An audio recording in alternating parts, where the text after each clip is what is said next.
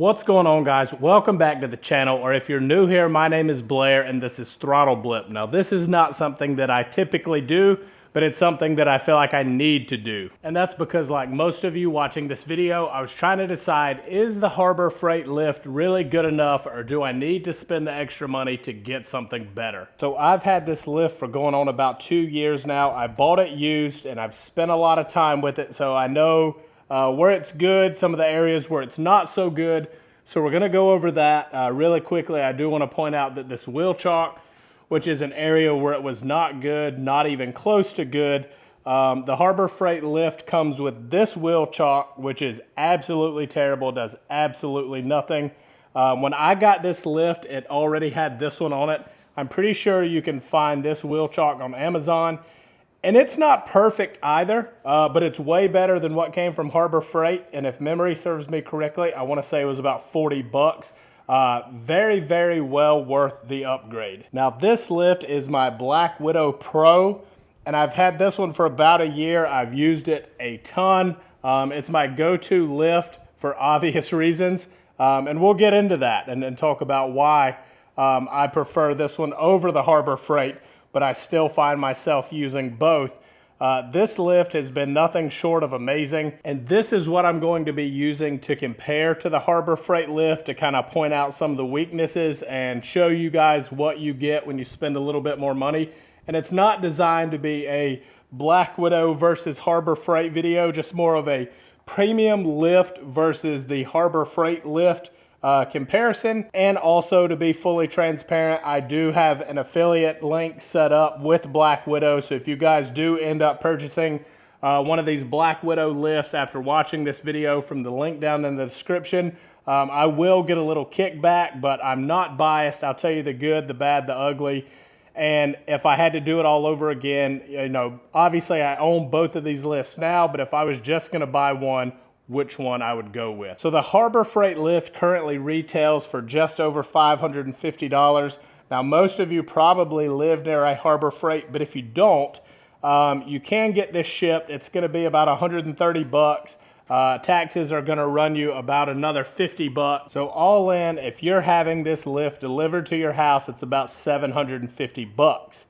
However, if you get on Facebook Marketplace, I'm willing to bet somewhere within reasonable driving distance, there are a ton of these for sale. I know that's the case in my area.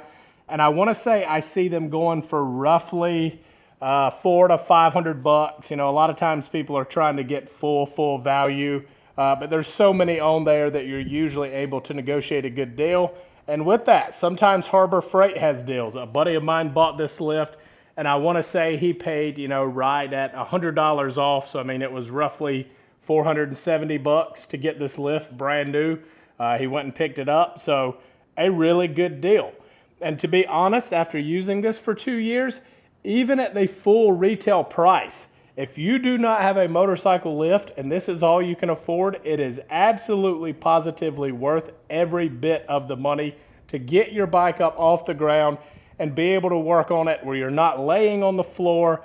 You can see things easier. I mean, even inspecting. Now, the Black Widow lift, they do offer free shipping on this. It's a little more expensive right now. They're doing a sale. I want to say you can get one of their lifts, like one of their more premium, because they do offer something very similar to this for about 750 bucks. But if you want to get into the pneumatic, meaning air-powered lifts, it's going to start just under 1,500 bucks. So you throw in $100 for taxes and then the free shipping, you're at about $1,600 to get a quality pneumatic lift from Black Widow. Like I said, I've had this one for about a year and I could not be happier with it. I mentioned the wheel chalk on the Harbor Freight. One of the things that I said, it's good, but it's not great. And that's because, as you can see, it's not adjustable. You pull the tire in there, it secures the tire, but there's no way to tighten it down. So you definitely need to strap the bike, which I do anyway. But on this Black Widow, you're going to get this wheel chalk that slides here. You just cinch it down onto your tire. And if you do it tight enough, you really don't need straps. I do it for security. Speaking of straps, I should point that out. So these do not come with or on the Black Widow lift. This is just something I found on Amazon that I could bolt directly to the lift. And that way I don't have straps dangling from the lift all the time.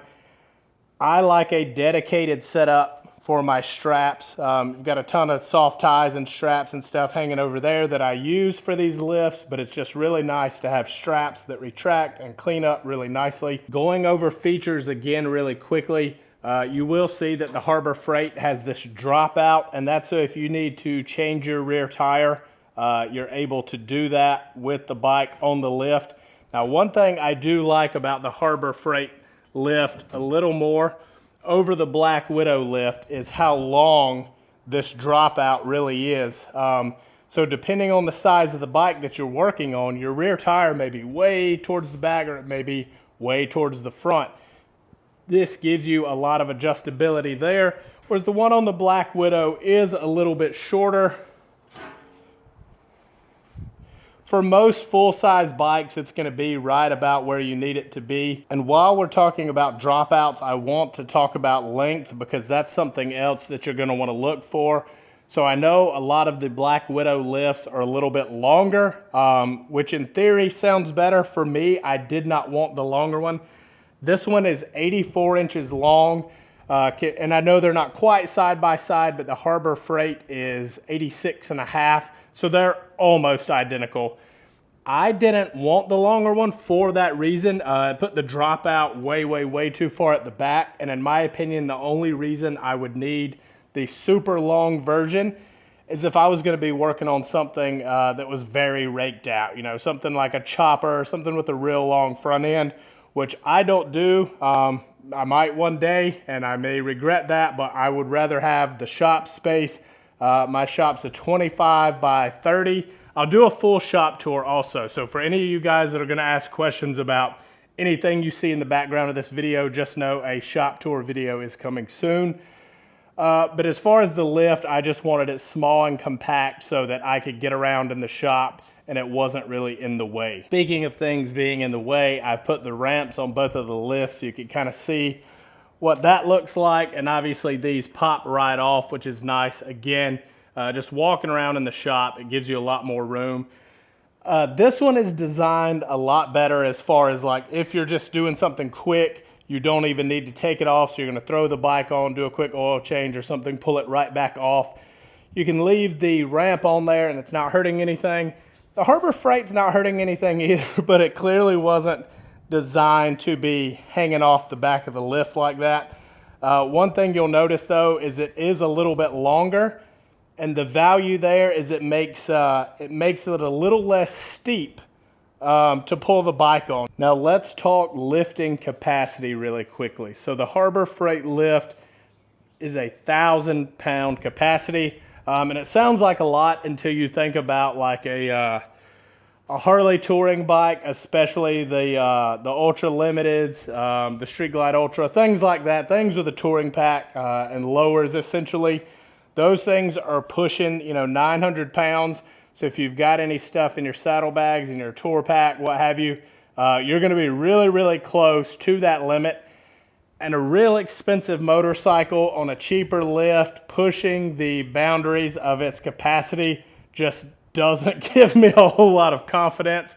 I don't own any bikes like that, and I've yet to work on any bikes like that in my shop, so it's not been an issue, but I don't think that I would trust it, to be honest.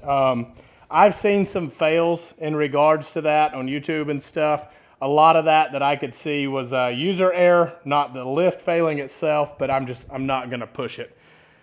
The Black Widow lift is 1,500 pounds, and I think most of your pneumatic lifts are gonna be starting at that range and go up from there. I know Black Widow makes stuff for ATVs, side-by-sides, which obviously have a lot more capacity, but I felt like 1,500 pounds in a motorcycle lift was gonna be plenty.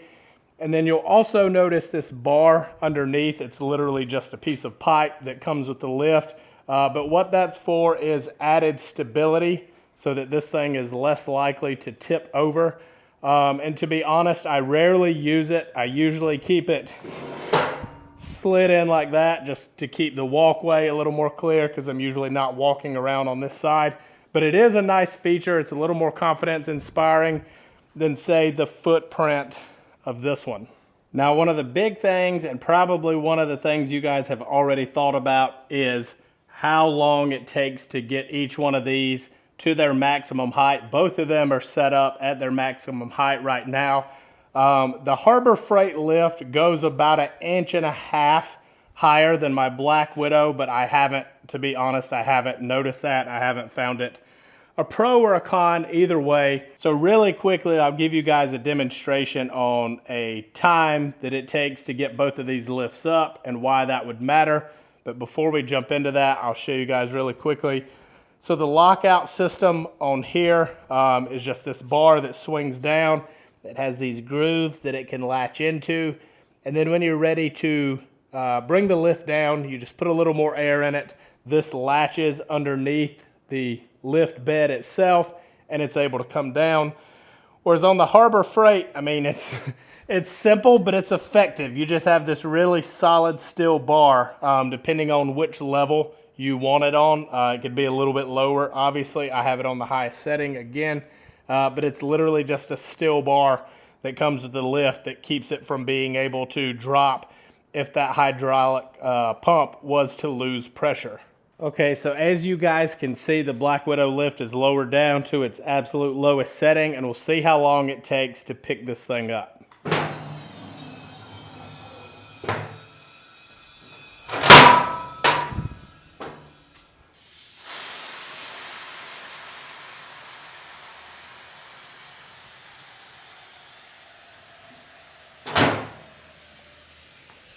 So it's completely locked out now. Took a little second to let the air out, which normally doesn't happen. But as you can see, it's absolutely effortless. You step on a pedal, and it takes just a couple of seconds, if that.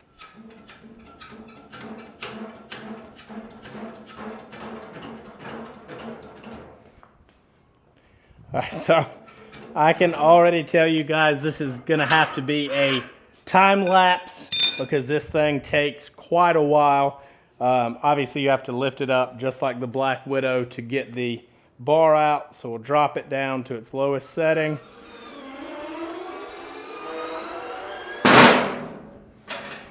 One thing too that I want to point out why it's like that is that, so this lift isn't quite as well balanced in my opinion as the Black Widow. You can see the back of the lift is at the back of the base, and then you have the front of the base kind of midways, whereas the Black Widow kind of does a better job of doing a scissor type maneuver that makes it a little more stable when the bike is on there and it's not up in the air. All right, let's get to bringing this thing back up. And keep in mind, this is not loaded.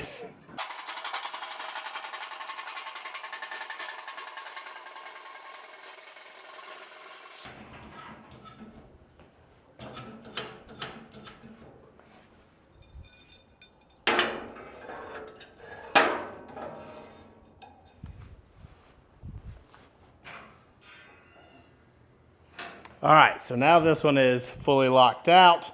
Now I had wanted a lift before I got either one of these, and I wasn't really open to the Harbor Freight lift, but when my buddy told me what he would take for this one, I decided that one is the one I'll get to get me by.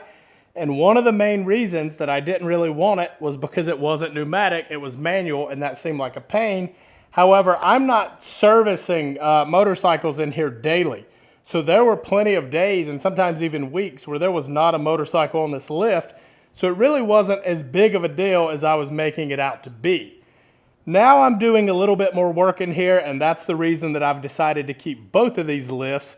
And so that if I've got a project that's waiting on parts, or there's some kind of fabrication being done, I have an open lift that I can use for other things. But if both of these lifts are open, I do put bikes on the Black Widow first, if for no other reason than just the ease of use for using this one. And part of that is the straps that I put on that I could easily put on to this one with all the holes that someone has drilled in it. But this one's just set up, ready to go, and using the air to be able to lift it up is just way more convenient. One more thing to point out before I do my final thoughts is my Black Widow is hooked to a 6.5 horsepower, 60-gallon air compressor. So it has absolutely no trouble. It goes just as fast as it did in the video when there's a 700-800 pound bike on it as it does when it's empty. But before I got it hooked to that compressor, I was using this baby that ironically comes from Harbor Freight, and I want to say I paid 60 bucks for this. This will lift this lift up, and it will lift it with a Harley Softail on it, so about 650 pounds. That was the heaviest that I tried because that was the heaviest that I had here at the time. And it's not in any hurry, to be honest. It's about the same speed as the Harbor Freight lift manually. It's just you don't have to do anything but press down on the pedal. So for those of you that maybe have a smaller air compressor, just know that it will do it. I would want something bigger than this. It was just 60 bucks. And I was in the process of installing my bigger compressor, so it was just something to get me by and let me use the lift. So as we do my final thoughts, we'll go through a few scenarios to help you guys decide which one you should get. Now, obviously, if budget is a limiting factor, if you cannot afford a pneumatic lift, get the Harbor Freight lift, get yourself off the ground, get your bike up in the air. It makes your life so much easier, so much better. Your back, your shoulders, it saves all your body. But again, it just makes things easier to do. And the easier something is to do, the more likely you are to do it. I know friends that are really bad about not doing bike maintenance, and that's because it's a nightmare for them and their shop setup. So if you do not have the money for a nicer pneumatic lift, get the Harbor Freight lift. If you're really on a budget, like I mentioned, get on Facebook Marketplace, lowball a couple people, and see who takes you up on your offer first. Now, secondly, if you've only got one bike, maybe two, and they're not basket cases, and you don't do most of your own work, you just like to do things here and there, unless you've just got a little extra like disposable income, I personally couldn't justify buying something like this unless I used it a ton. So in that situation, I would still go with the Harbor Freight lift. Now, I don't really feel like anybody that runs like a commercial shop that's open for customers to drop bikes off and get service is gonna be watching this video, but if for some reason you are, the choice is very clear. This thing would pay for itself in no time with the amount of times in a day that these have to go up and down. Now, earlier in the video, I said I would give you guys my opinion if I had to choose one of these, which one I would choose. And I would definitely go with the Black Widow lift. It does everything this thing does and more. It does it easier. It's a little better made. To be honest, it looks a lot better. I've had zero problems out of this Harbor Freight lift, but I've also had zero problems out of the pneumatic lift. So if you're on the fence, my final verdict would be, if it's in the budget, go pneumatic and don't look back. Because here's the thing. If you're watching a video like this, you're already thinking about something like that. So if you settle for something like this, you're always going to be thinking about having this pneumatic lift. If you can do it, pull the trigger. That's gonna be it for this one, guys. If you found this one helpful, let me know, and maybe I'll do more stuff like this in the future. Thanks for watching. Subscribe if you're not already, and I'll catch you guys in the next video.